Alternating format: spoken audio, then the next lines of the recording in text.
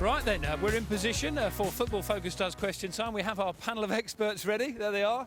The sprinklers are on. Hopefully they'll get wet as well. And we have a sampling of football fans. I think there might be something of a Villa bias. So let's get cracking away. You have a question, sir, for somebody on the panel. Far away. Martin, the last Villa side that got relegated, you played in. Correct. Sorry about that. Do you see any similarities? Because the defence is all over the place at the moment. And we had a decent back line then with yourself and Dorigo. I'd like to know what your views are on it. I think back then we had 3 managers in one season, and it was a traumatic, really, time for the football club. You know, there are similarities, perhaps. There's lots of youngsters in the team at the moment, which we had then as well.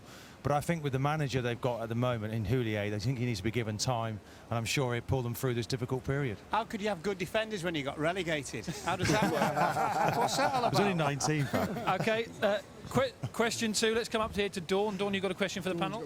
I have, yes. Any of them. Maybe Dion could answer it. Do you think it's ridiculous the amount of pressure that managers are put under these days? And that comes with a job. You know if you take a manager's job, there's going to be pressure for results, for silverware, and I think that just comes with it. There's so much money in the game now. That's what it's going to be like. Excuse me. Anyway, where's your coat? How old are you? Where's your coat? Freezing. Look, I bet you say to your kids, "Put your coat on. It's cold. It's winter." Sorry, Mum. Goodness. Watch out for the sprinklers, everybody. Right, we've got a question down here. I think we've got Callum on the front row. Hold on a second. Callum, you've got a question for us. Let us know what you want to ask the panel. Do you think it's Tottenham, because the Premier League's so open, do you think they should concentrate on the Premier League more than the Champions League? Go to Cyril on that one. Well, I think they're playing great football. Harry's got a great set of lads there. Bale's playing very, very well in Crouch. But I think he wants to win every single game. He wants to be in the Champions League. He wants to be in the top 4, and he's done a very good job. I think the focus is to win every game and see what they're at their best in the season. OK, Ron's given me the signal from the back row. Big Ron, who looks very smart in his suit and tie. Ron, who's your question to? It's to Dion Dublin. Dion, as a forward of some repute with this club, can you give your ideas and professional opinion as to why, with the players we've got, That's we're a long failing question. to score these I've not heard goals? it. Dion, the question was about why, with the strikers that the club have got and the history of the club, why are they struggling to score goals? That's a good question. Well, even when I was at the club, we struggled to score goals. You know, and it's happened for so many years now at Villa that the players that we've brought in need supply, and we haven't been giving them enough supply. They haven't been putting themselves in a position to score goals either. The 2 big boys here we've got should have had a lot more goals than what they've got at the moment. For the big lad, they need supply. OK, I've got a question in on Twitter, which we had earlier today, about Chelsea being in crisis. Martin, you haven't answered for a while. Do you think it's a blip or a bust? Ooh, I think it's a tough time for them at the moment. You know, to see their players last weekend not even, putting in that extra yard for each other, and they don't look hungry enough. The desire seems to have gone away from the team. They can't get Lampard back quick enough for me. But I don't think they're going to win the Premiership this year. They need to improve big time. And I think Abramovich has underlined the manager, really, hasn't he? At Chelsea. Oh, yeah, undermined completely. Did I say underlined? Yes, you said underlined. It's because it's cold. Sometimes, Laura, I wonder what you're on about. Right, we've got another question. We've got another question down here on the front row. What's your name, sir? Dave. Probably a question for Laura, maybe. What did you make of Gerard Houlier's comments after the match the other night when he indicated it was possibly OK to lose a match 3-0 at Anfield? Yeah, not particularly good. Yeah, sorry, not particularly good. Sorry. Bearing in mind the situation we're in at the moment.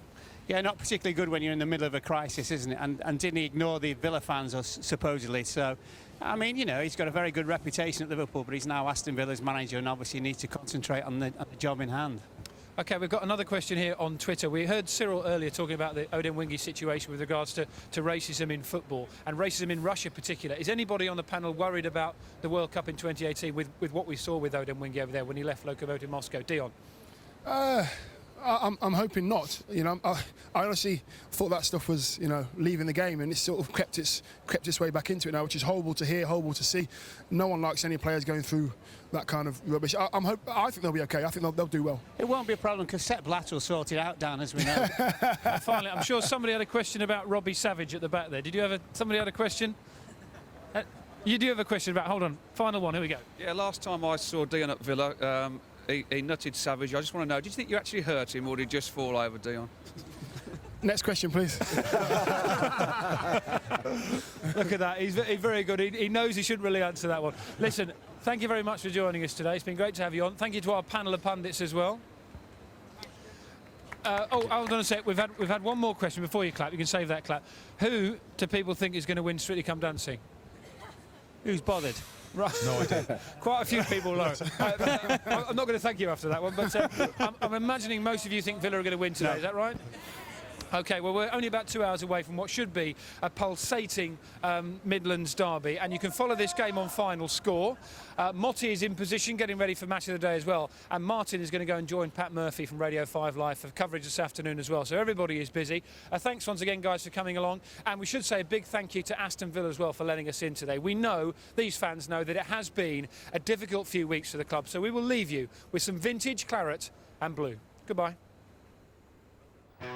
Daly and Atkinson. Marvellous goal by Paul Merson. Here's Tony Morley. Good running by him. Oh, Tony Morley scores a cracker. He's got Saunders away to his right. Hendry. Free of Watson's challenge. Super goal! It's a brilliant goal by Gardner.